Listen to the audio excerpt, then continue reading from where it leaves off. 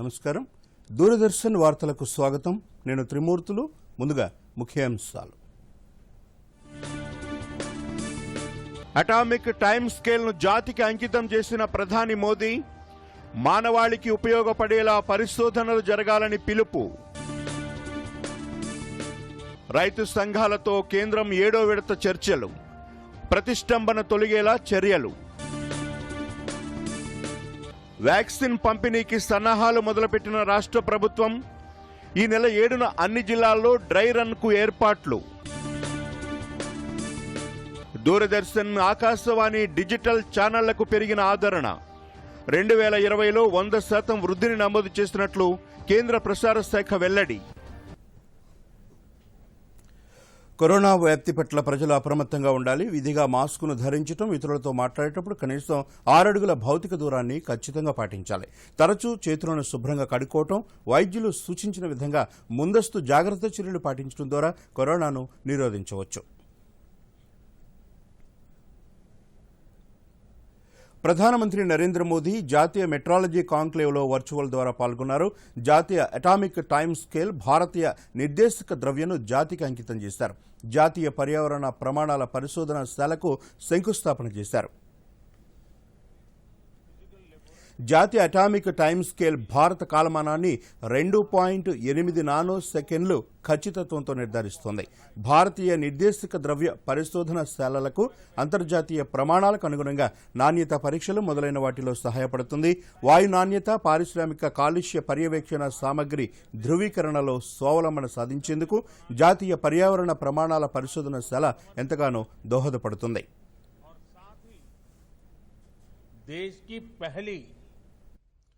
National environmental standards laboratory का शिलान्यास भी हुआ है. नए दशक में ये शुभारंभ देश का गौरव बढ़ाने वाले हैं. साथियों, नया साल अपने साथ एक और बड़ी उपलब्धि लेकर आया है. भारत के वैज्ञानिकों ने एक नहीं 2 made in India Covid vaccine विकसित करने में सफलता पाई है. भारत में दुनिया का सबसे बड़ा कोविड वैक्सीन प्रोग्राम भी शुरू होने जा रहा है. इसके लिए देश को अपने वैज्ञानिकों के योगदान पर बहुत गर्व है.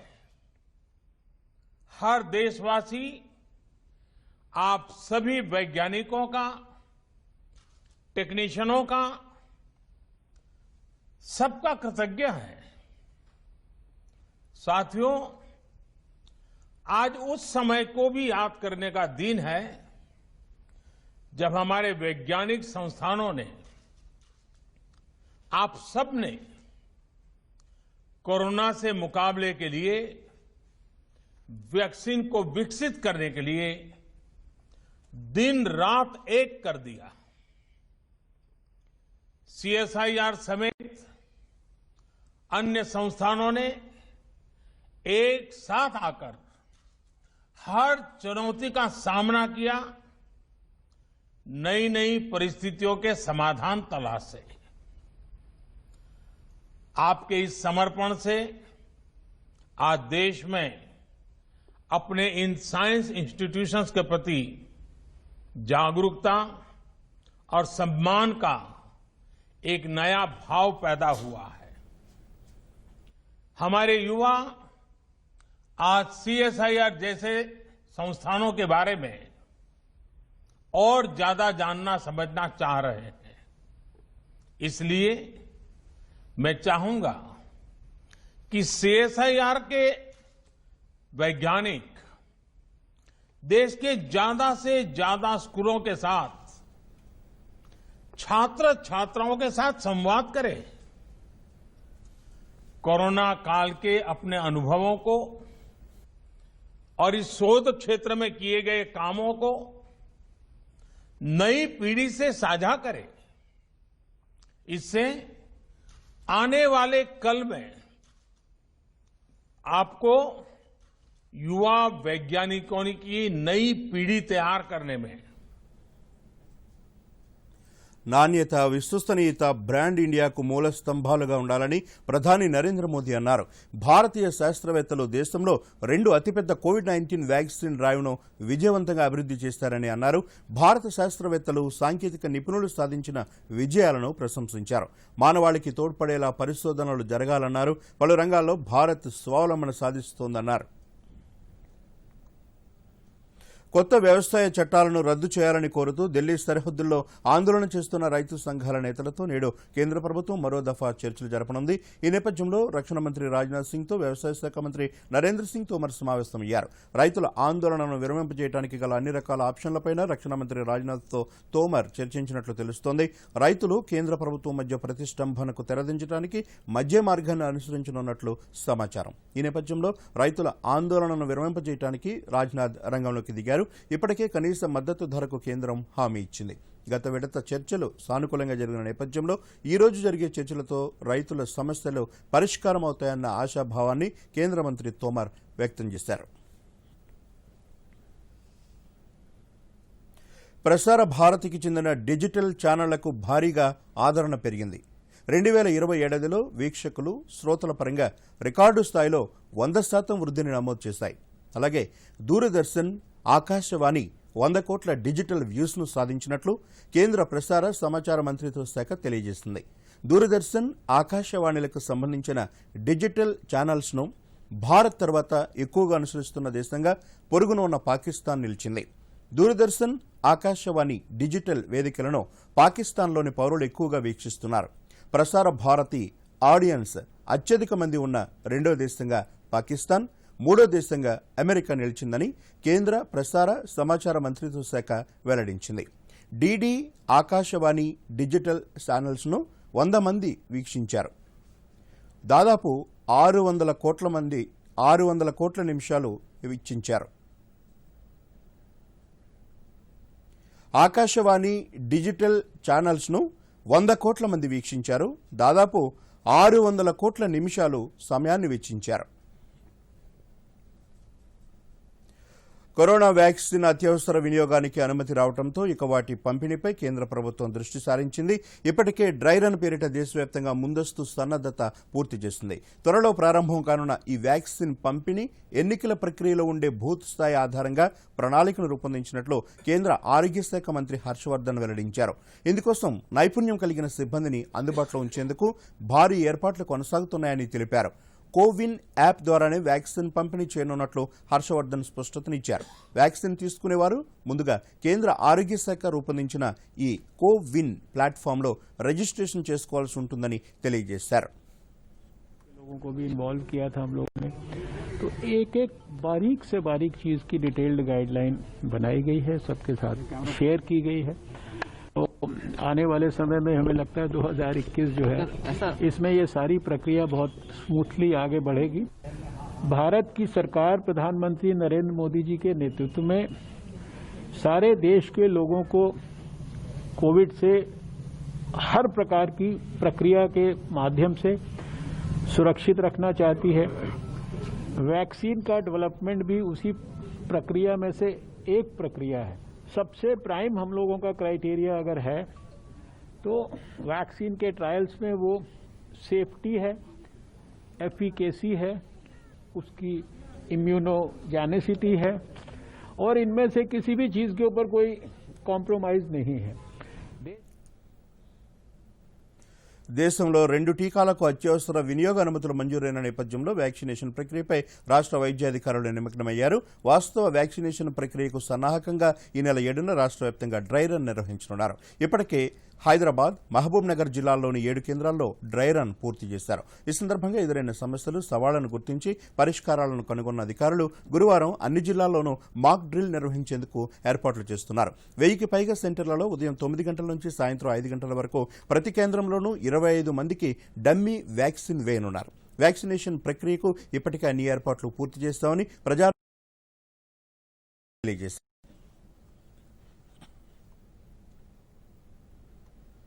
కోవాక్సిన్ను అన్ని దేశాలకు అందించడమే లక్ష్యంగా పెట్టుకున్నామని భారత్ బయోటెక్ తెలిపింది. వైరల్ ప్రోటీన్లను తట్టుకునేలా కోవాక్సిన్ను రూపొందించినట్లు భారత్ బయోటెక్ జేఎండీ సుచిత్ర ఎలా వెల్లడించారు. బలమైన రోగ నిరోధక ప్రతిస్పందనలను కోవాక్సిన్ ఉత్పత్తి చేసిందన్నారు. ఇప్పటి వరకు చేసిన వాటిలో కోవాక్సిన్ ప్రయోగమే అతి పెద్దదని తెలియజేశారు. దేశంలో మానవులపై జరిగిన వ్యాక్సిన్ ప్రయోగాల్లో భారత్ బయోటెక్దే అతి పెద్దదని చెప్పారు. 3వ దశ ప్రయోగాలు గత ఏడాది నవంబర్లో ప్రారంభమయ్యాయని, ఇందుకోసం 23,000 మంది వాలంటీర్లను తీసుకున్నట్లు చెప్పారు. వాలంటీర్ల స్ఫూర్తి భారత్కు ప్రపంచానికి గొప్ప నైతిక బలాన్ని చేకూర్చిందన్నారు. రాష్ట్రంలో నేటి నుంచి ప్రభుత్వ ఉద్యోగులు, అధికారుల పదోన్నతుల ప్రక్రియ ప్రారంభం కానుంది. నెలాఖరులోగా యుద్ధ ప్రాతిపదికన పదోన్నతుల ప్రక్రియను పూర్తి చేసి తద్వారా ఏర్పడే ఖాళీల జాబితాను రూపొందించాలని ముఖ్యమంత్రి కేసీఆర్ ఇప్పటికే ఆదేశించారు. దీనికి అనుగుణంగా ప్రభుత్వ ప్రధాన కార్యదర్శి సోమేష్ కుమార్ అన్ని శాఖల ప్రత్యేక ముఖ్య కార్యదర్శులతో సమావేశం నిర్వహించారు. సీఎస్ ప్రకటించిన కార్యాచరణకు అనుగుణంగా కసరత్తు జరగనుంది. కాగా పదోన్నతుల ప్రక్రియలో జిల్లా స్థాయిలో కలెక్టర్ల ఆధ్వర్యంలో శాఖాపరమైన పదోన్నతుల కమిటీ ఏర్పాటు చేస్తారు. ఈ కమిటీలో సంయుక్త కలెక్టర్, సంబంధిత శాఖ జిల్లా అధికారి ఉంటారు. జిల్లా పరిధిలోని నాన్ గెజెటెడ్ ఉద్యోగులకు పదోన్నతులు ఇస్తారు. కేంద్ర ప్రభుత్వం అందించే నిధులతో రాష్ట్రంలోని పల్లెలు అభివృద్ధి చెందుతున్నాయని బీజేపీ జాతీయ ఉపాధ్యక్షురాలు డీకే అరుణ అన్నారు. నారాయణపేట జిల్లా కేంద్రంలో నిర్వహించిన మీడియా సమావేశంలో ఆమె మాట్లాడుతూ గ్రామ పంచాయతీలకు కేంద్రం నుంచి 60% నిధులు వస్తున్నాయని తెలియజేశారు. గ్రామాల అభివృద్ధికి కేంద్ర ప్రభుత్వం ప్రత్యేకంగా కృషి చేస్తోందని తెలిపారు.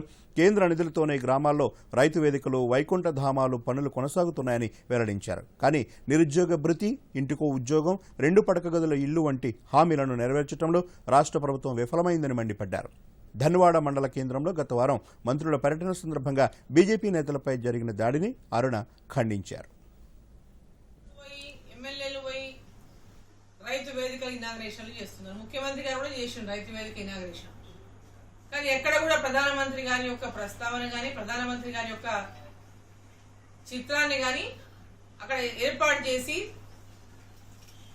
ప్రజలకు తెలియజేసినటువంటి అంశం మీద పూర్తిగా టీఆర్ఎస్ పార్టీ ఏకపక్షంగా వ్యవహరిస్తూ ఈ అభివృద్ధి అంతా వారి వల్లనే జరుగుతున్నటువంటి విషయాన్ని ప్రజలను తప్పుదో పట్టించేటటువంటి పరిస్థితి తీసుకొచ్చిందో దాన్ని అడ్డుకున్నటువంటి మా పార్టీ నాయకులు అక్కడ 3 ధనవాడ మండలంలోన మండల హెడ్ క్వార్టర్లో టీఆర్ఎస్ ఎమ్మెల్యే మంత్రి వచ్చి రైతు వేదిక ఇనాగరేషన్ పెట్టి, మరి కేంద్ర ప్రభుత్వం నిధులు ఇచ్చినప్పుడు ఖచ్చితంగా ప్రధానమంత్రి గారి ఫోటోను కూడా దాంట్లో పెట్టి గౌరవించాల్సినటువంటి అవసరం ఉంది. నాగార్జున సాగర్ ప్రధాన జల విద్యుత్ ఉత్పత్తి కేంద్రంలో అగ్ని ప్రమాదం జరిగింది. ఓపెన్ యార్డులో విద్యుత్ నియంత్రక మరమ్మతు చేసి కూలింగ్ ఉంచే క్రమంలో ఒక్కసారిగా మంటలు చెలరేగాయి. సిబ్బంది అప్రమత్తపై మంటలను ఆర్పివేశారు.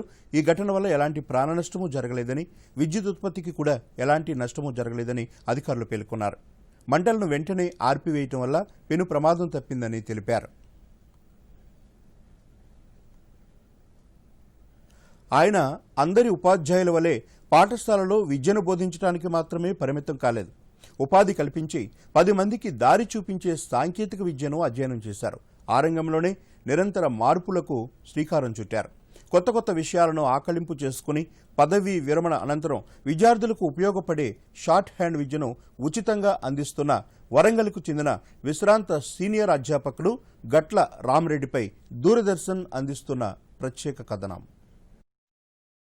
వరంగల్ జిల్లాలోని కొగిలవాయి గ్రామానికి చెందిన రామరెడ్డి 1969లో ఆదిలాబాద్ జిల్లాలో విద్యాశాఖలో టైపిస్టుగా తన ప్రస్థానాన్ని ప్రారంభించారు.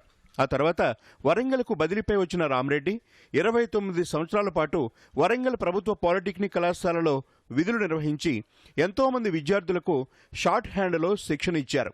ఎస్సీ, ఎస్టీ విద్యార్థులకు ఉచితంగా షార్ట్ హ్యాండ్లో శిక్షణ ఇచ్చి వారికి ఉపాధిని చూపారు.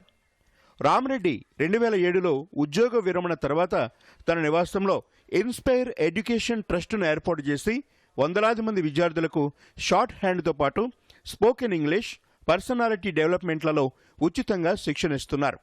ప్రతిరోజు ఉదయం, సాయంత్రం విద్యార్థులకు ఉచిత శిక్షణతో పాటు యోగా, ధ్యానంలో కూడా ప్రత్యేక శిక్షణ అందిస్తూ పోటీ పరీక్షలకు సిద్ధం చేస్తున్నారు. రామరెడ్డి వద్ద షార్ట్ హ్యాండ్లో శిక్షణ పొందిన పలువురు వివిధ శాఖల్లో పనిచేస్తున్నారు. ప్రధానమంత్రి కార్యాలయం మొదలుకొని పలు ప్రభుత్వ శాఖల్లో ఆయన శిష్యులు ఉన్నారు. క్రమశిక్షణతో కూడిన విద్యను అందించడం వల్లనే జీవితంలో స్థిరపడ్డామని రామరెడ్డి వద్ద శిక్షణ పొందిన పలువురు ఆనందాన్ని వ్యక్తం చేస్తున్నారు. ఆయన ఉదయం 5 గంటలకి క్లాస్ చెప్పేవాళ్ళు. 5 గంటలకు చెప్పడం అంటే 5 గంటలకి తలుపులు మూసేసేవాళ్ళు. ఫస్ట్ డిక్టేషన్ అయితే గానీ మళ్ళీ తలుపులు తెరిచేవాళ్ళు కాదు. అదొక డిసిప్లిన్. ఆ డిసిప్లిన్ అనేది నేర్పించిన వాళ్ళు రామరెడ్డి గారు. రెండోది షార్ట్ హ్యాండ్ ని ఐజాక్ పిట్మెన్ ఏది కనుగొన్నాడో, ఏది చెప్పాడో అది మాత్రమే కాకుండా దాన్ని ఇంప్రూవైజ్ చేసి స్టూడెంట్స్ కి అనుకూలంగా కొన్ని పదాలు ఎక్కువగా వస్తుంటాయి, ఆ పదాలకి తన వంతుగా దాన్ని ఇంప్రూవైజ్ చేసి షార్ట్ హ్యాండ్ ని doubling principles, halving principles, shortcuts, phrases ఇవన్నీ కూడా ఆయన ఇంప్రూవైజ్ చేసి పుస్తకాలు రాసి పిల్లలకు నేర్పించి వాటిల్లో మెలకువలు నేర్పించి వాళ్ళు అంటే సక్సెస్ రేట్ ని పెంచుకున్నాడు. అంటే ఆయన దగ్గర చేరినటువంటి పిల్లలు షార్ట్ హ్యాండ్ పాస్ అవుతారు అనేటువంటి గ్యారంటీ ఉంటుంది. నాకు జాబ్ కావాలని ఆశ నాలో ఉంది, నేను ప్రూవ్ చేసుకోవాలి అని. గైడ్ మాకుంటే ఇంకా ముందు సక్సెస్ అనేది ఇంకా ముందు వస్తుంది అనిపిస్తుంది. సో అలాంటి టైంలో నేను ప్రూవ్ చేసుకోవాలని నాకు అనిపించే టైంలో షార్ట్ హ్యాండ్ అనేది నేను మళ్ళీ వచ్చాను అనమాట. సార్ దగ్గర రాగానే సార్ ఫస్ట్ ఇక్కడికి రాగానే ఓకే నాది నేను ఇచ్చాను అనమాట. సార్ ఇది నేను ఇలా అని నా సో చెప్పగానే షార్ట్ హ్యాండ్లో పలు పుస్తకాలు రాసినట్లు రామరెడ్డి తెలిపారు. తన జీవితకాలం షార్ట్ హ్యాండ్ రంగంలో విద్యార్థులకు ఉచిత శిక్షణ ఇస్తానని అన్నారు. 1969 టైపిస్టుగా డిఓ ఆఫీసులో సెలెక్ట్ అయ్యారు. అక్కడ 1 సంవత్సరం ఉన్నారు. వరంగల్ ట్రాన్స్ఫర్ చేశారు. Warangal DO office. పాలిటెక్నిక్ లో డిసిపి కోర్స్ అనేది, దానికి క్వాలిఫికేషన్ ఎంకామ్ కావాలి. Both type writing and short hand higher grade pass అయి ఉండాలి. ఇంగ్లీష్ లో ఫ్లూయెన్స్. దానికి అప్పుడు నేను షార్ట్ హ్యాండ్ చాలా మందికి గోకా రామసాగర్ మినిస్టర్ ఆధ్వర్యంలో ఎస్సీ ఎస్టీస్ కు ఉచితంగా గవర్నమెంట్ ద్వారా కోచింగ్ ఇచ్చేవాడిని. గవర్నమెంట్ స్కీమ్స్ అన్ని కలెక్టర్ గారు కూడా నాకు ఎస్సీ ఎస్టీస్ కు ఫండ్స్ ఉంటాయి కాబట్టి ఈవినింగ్ నా డ్యూటీ అయినాక అనుమతి ఇచ్చి ఇట్లా చెప్పించేవారు నాతో. రామరెడ్డి సార్ షార్ట్ హ్యాండ్ చెప్తాడు, బాగా చెప్తాడు, చాలా మంది పిల్లలు పాస్ అవ్వడం నాకు కొంచెం పేరు వచ్చేసింది. Bureau report, Doordarshan news. ఆస్ట్రేలియాతో జరిగే 3వ టెస్టుకు ముందు భారత క్రికెటర్లకు ఉపశమనం లభించింది. కరోనా వైద్య పరీక్షల్లో ఇరు జట్ల ఆటగాళ్లకు నెగిటివ్ వచ్చింది. దీంతో team India star cricketer Rohit Sharma మైదానంలో దిగడం దాదాపు ఖరారైంది.